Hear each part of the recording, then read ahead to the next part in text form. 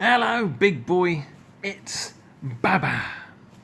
Now, I've got a new story for you, and it's called Those Darn Squirrels and the Cat Next Door by Adam Rubin and illustrated by Daniel Salmieri. Those Darn Squirrels and the Cat Next Door. Old Man Fuquire lived on the edge of the forest just outside town. He was a terrible grump, and in the wintertime he was even grumpier than usual. Whenever it snowed, he would shut his eyes tight and think of summer. He missed sunshine, suntan lotion, and weenie roasts, but most of all, he missed the birds who flew south when it got cold. During the long, lonely winter months, the only critters left in the Fuckwire's backyard were squirrels. Now, not many people know this, but squirrels are the champions of the forest. They are craftier than beavers, smarter than foxes, and swifter than rabbits. They are also full of mischief. When it got too cold outside, the squirrels would drop in through Mr. Footwire's mail slot and visit him at home. They'd warm themselves by the fire and finish the old man's crossword puzzles.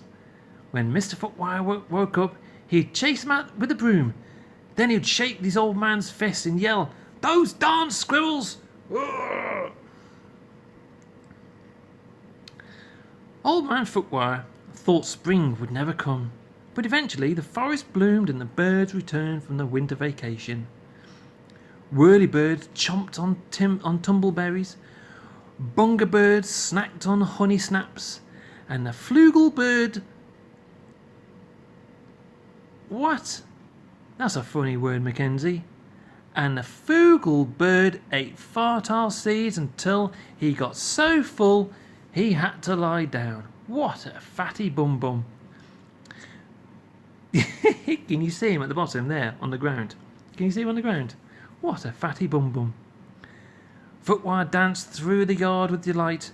He set up his easel and brushes, and he painted the birds till he got blisters on his fingers. Tired and happy, the old man went inside for a quiet afternoon snack. When suddenly... Kaboom! Old Man Footwire spilled cottage cheese all over his suspenders. Kablam! The flugelbird fell out of its nest. Kablooey! The squirrels had to restart their annual chess tournament. Oh no! The noise was coming from the house across the stream. It was the sound of the small woman unloading enormous crates and moving in. What a noisy lady! Footwire's new neighbour was little old Lady Who, the town baker. The only thing sweeter than pies Who baked was the little old lady herself. Everyone in town loved her, but no one could stand her cat, Muffins. He was an aerial jerk. Who didn't see things that way. She thought Muffins was a cuddly honey bunny. But after the infamous poodle incident, she decided to move to the forest so that her cat could make new friends. Ooh, Muffin sounds like a real piece of work, doesn't he? After unpacking her crates, old Lady Who baked a tumbleberry pie, and then she and Muffins went to say hello to their new neighbour. Footwire despised conversation, so he hid behind the drapes. The squirrels were scared of the cat, so they hid inside the drain pipes.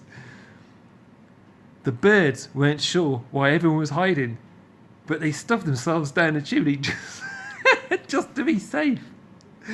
Oh, it's very funny. Eventually, Who got tired of waiting for Footwire to answer the door. She walked around the front, pushed the pie through the mail slot, and went home. Normally, Old Man Footwire hated pie, but this one smelled absolutely delicious.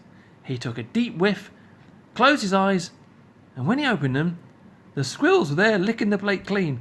"Those darn squirrels!" shouted Footwire. Full and happy, the squirrels stumbled from the house, where Muffins ambushed them. The dastardly cat grabbed one squirrel and gave him a wet willy. He snatched another and gave her a noogie. Then he tied two squirrels' tails together. "Oh, Muffins is a real piece of work, Mackenzie." Oh, luckily, little old lady Who returned before Muffins could do more. She scooped him up and scratched him under the chin. "Come now, Schnookums," she cooed. "It's time for dinner. You can play with your new friends another day." Oh, Muffins, what a horrible cat. The next morning, Muffins burst into the yard, terrifying the birds and interrupting Old Man Footwire's painting. Then the sneaky cat pounced on an unsuspecting group of squirrels and gave them all wedgies. Not an easy thing to do, because generally squirrels don't wear underpants. The squirrels were furious. The birds flew up into the treetops and refused to come down, and Old Man Footwire was so upset. He wrote a letter to the mayor to complain about his new neighbours. That night, the squirrels held a meeting to figure out what to do about the cat next door. They ate cheese puffs and drank ginger ale to help them think. Finally, they had it. Their perfect plan. When Muffins came over the next day, the birds were all feeding peacefully beneath the tree. A wicked smile came over the cat's fluffy face. He wriggled his haunches and launched himself into the air. The frightened birds swooped into the sky, yanking up the strings the squirrels had tied their tail feathers to. The strings sprang the trap, and the cat was doused with a gallon of freezing cold water. Muffins was absolutely furious and let out a giant yowl. Old Man Footwire ran outside to hear what the terrible noise was. "Great googly moogly," he explained. That pathetic wretch is no bigger than a squirrel." It was true. Underneath his fluff and fuzz, Muffins was nothing but a skinny malink.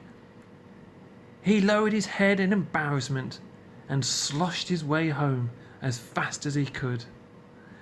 The Squirrels' Plan had worked perfectly. They gave each other high fives. The Babber birds snickered, the Yabber birds chuckled, and the Flugel bird enjoyed a hearty guffaw.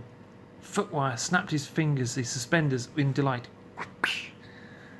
"Those darn squirrels," he said fondly. Old Man Footwire never warmed to his new neighbours. He was a grump, after all. But little old Lady Who became quite good chums with the birds and the squirrels.